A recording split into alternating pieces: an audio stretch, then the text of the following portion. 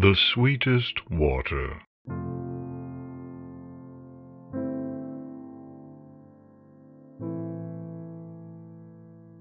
by Chris.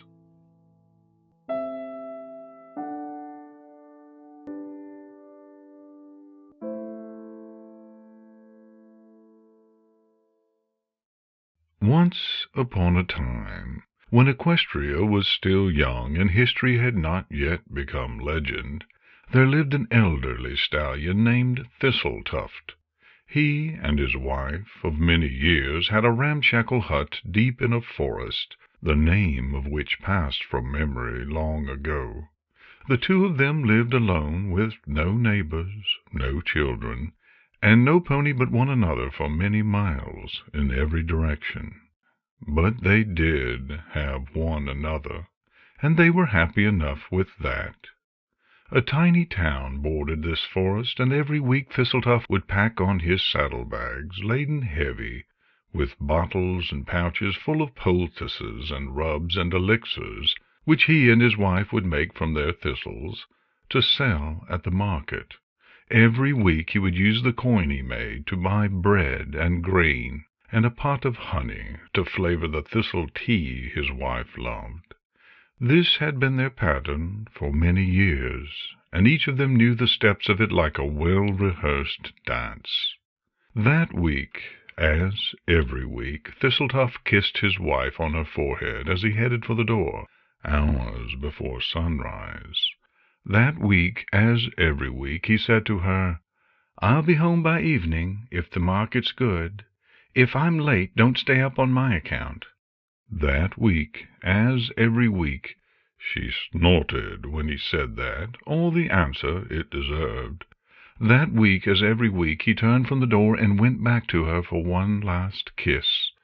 And that week, as every week, he finally forced himself out of the hut and traveled all the long way down the winding dirt road, through the forest, until at last he reached the market.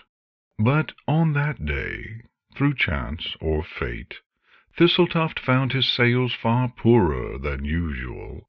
He was forced to stay at the market late into the day, and by the time evening came he had still made only a paltry few bits.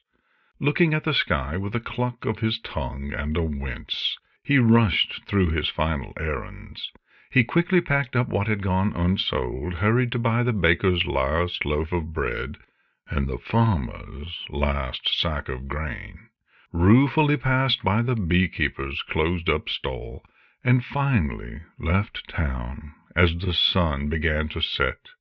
In his haste, he even forgot to stop by the town well for the drink he always took before heading home. Hoping to shave some time from his journey, he forewent the dirt path through the forest, and instead cut straight through the woods. As he made his way through the underbrush, the sun set, and for a moment he was plunged into darkness. But the moment passed as the full moon rose, silver and bright, and lit the forest in a pale, cold light.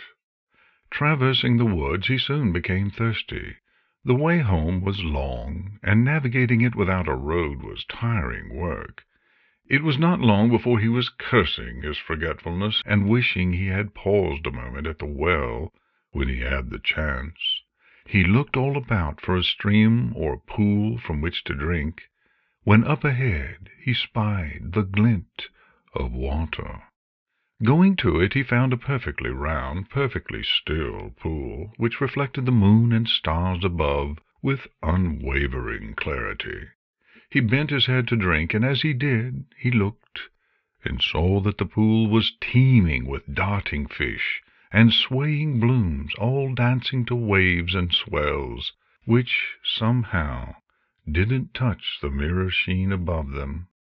Still he was thirsty, and the water seemed clear and unmuddied, but as his breath rippled the surface he heard the tinkle of chimes all around him, and he stepped back in wonder. "Hail, Thistletuft," said an ethereal, crystalline voice, which seemed to come from everywhere and nowhere. "Be welcome here this night." "How is it that you know my name?" Thistletuft asked, looking about. I know all who tread the land, and all who part the sky. I know all who swim the waters, and all who burrow the earth. I am the pool of life, and within me beats the heart of every living thing. The chimes slowly began to rise in pitch, and the voice continued. My boon is eternal life, and I offer it to you now. Drink of my waters, and live forever. The old stallion replied, I am thirsty, it is true, and to live forever seems a great boon indeed, but nothing is without a price. He shook his head and began to trot around the pool. Princess Celestia is possessed of eternal life, yet her sorrow is unending. All that she loves must pass, even that which she dreamed would be with her for eternity. There is much I would give for immortality, but I know that to watch as all that I cherish is lost to me forever is more than I can bear. I will slake my thirst elsewhere. The chimes rang a mournful dirge, and the pool of life called his name as he trotted away, but he did not once look back.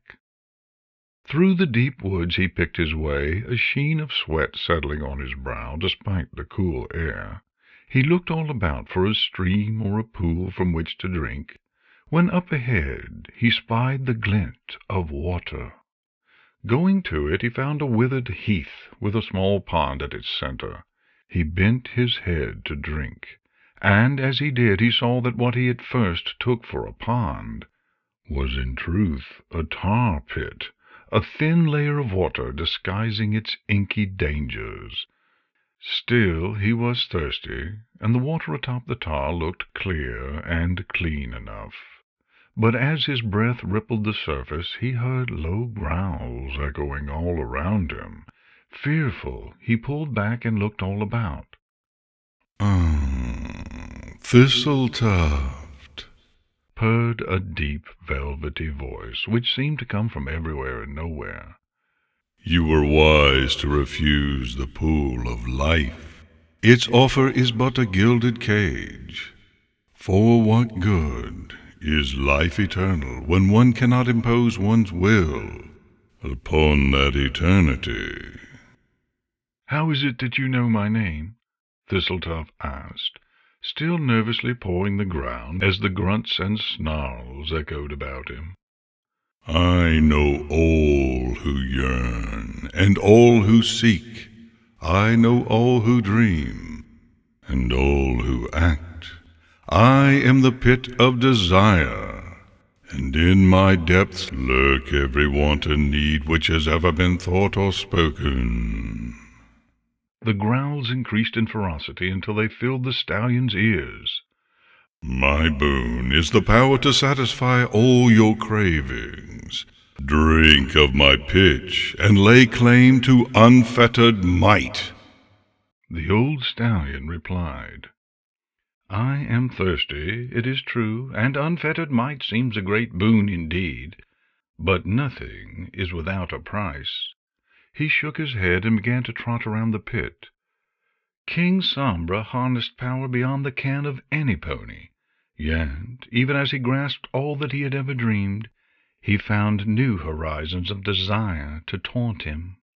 His mastery only made him realize his impotence in the face of new cravings. There is much I would give for unfettered might, but I know that to exceed myself, yet discover myself insufficient to provide all that I yearn to, is more than I can bear. I will slake my thirst elsewhere. The growls rose to angry shrieks, and the pit of desire roared his name as he trotted away, but he did not once look back. The forest soon grew thick around him once more, and each drop of moisture on a leaf or fern taunted him as he made his way onward, reminding him of how long he had been walking. He looked all about for a stream or pool from which to drink, when up ahead he spied the glint of water. Going to it, he found a stony brook which curved near to his path as it babbled between roots and hillocks. He bent his head to drink, and as he did he realized that although the brook was swift and shallow, it made no sound. Still, he was thirsty, and the water seemed normal enough to his eyes, if not his ears. But as his breath rippled the surface, he was suddenly plunged into silence. He stood and pricked his ears, but he could hear neither the wind rustling through the trees, nor chirp of crickets, nor anything but his own breathing. "Thistletuft," wheezed an ancient dusty voice, which seemed to come from everywhere and nowhere. "you were wise to refuse the pool of life and the pit of desire. Unending life and boundless might are but lures which pale compared to true permanence and true power." "How is it that you know my name?" Thistletuft asked, his voice loud in his own ears amidst the stillness.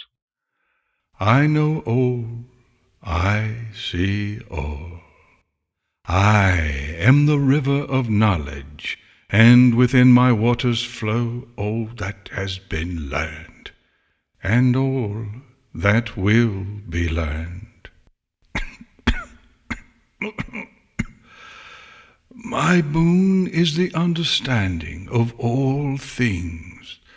Drink of me, and discover all there is to be discovered, in this age or the next."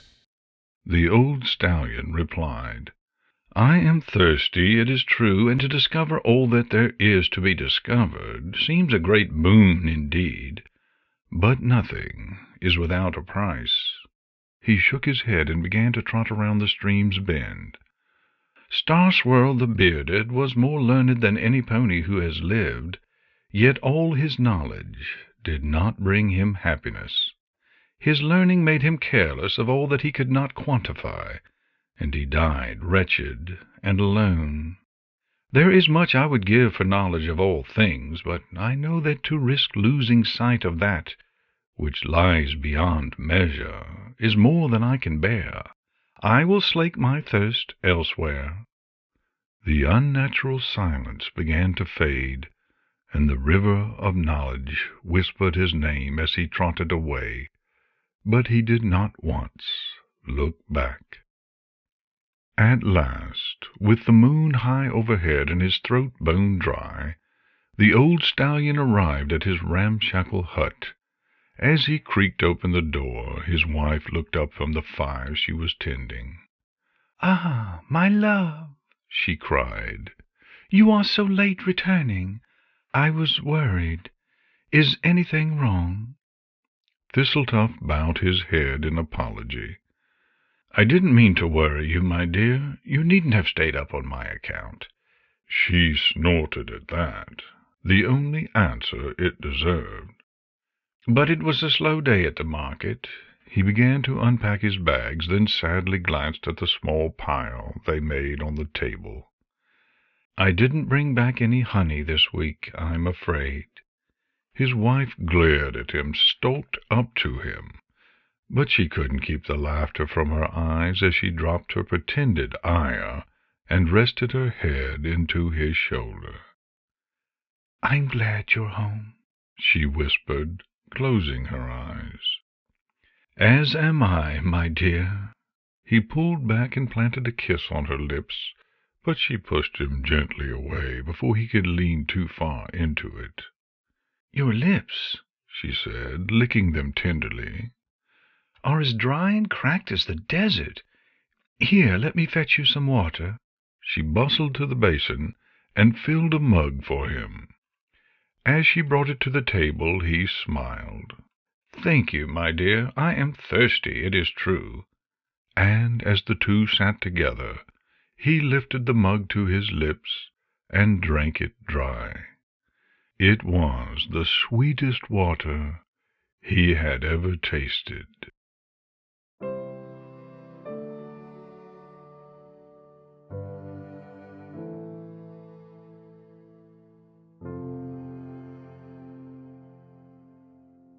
In all the lands of Equestria and beyond, the name of Princess Celestia is revered, the name of King Sombra reviled, and the name of Star Swirl the Bearded respected. In all the lands of Equestria and beyond are told and written hundreds of stories of these ponies, of she who took up the burden of all living things with her mantle as Daybringer, of he who destroyed an empire in his mad whimsy, of he who mastered the learning of magic as none had ever done before. There are hundreds of stories of these ponies, yet there is no story of Thistletuft except for this one. Perhaps this is as it should be, for he turned aside from all that was offered him. He chose his love and the life he knew, when he could have had immortality or power or knowledge, and become the stuff of legend. And yet I would like to think that our world is the sort of place capable of treasuring his choice as much as theirs. If you will, remember Thistletuft, and remember also wherefrom comes the sweetest water.